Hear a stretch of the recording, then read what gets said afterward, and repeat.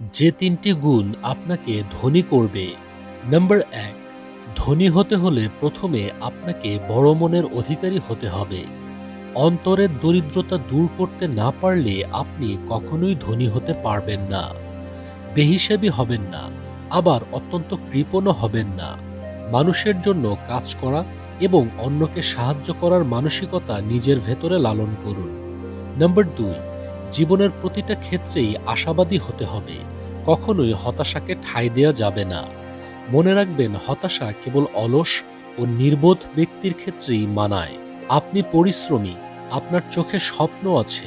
সুতরাং জীবন আপনাকে যেভাবেই প্রতিদান দিক না কেন, কখনো আপনি থেমে যাবেন না। নাম্বার ৩, যারা ঝুঁকি নিতে ভয় পান তারা কখনো সফলতার মুখ দেখেন না। তবে অবোধের মতো যে কোনো বিষয়ে ঝুঁকি নিয়ে বসবেন না।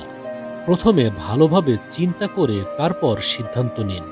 কারণ ঝুঁকি নিলেই তৈরি হবে সম্ভাবনার, আর নয়তো আপনি যেখানে ছিলেন সেখানেই পড়ে থাকবেন।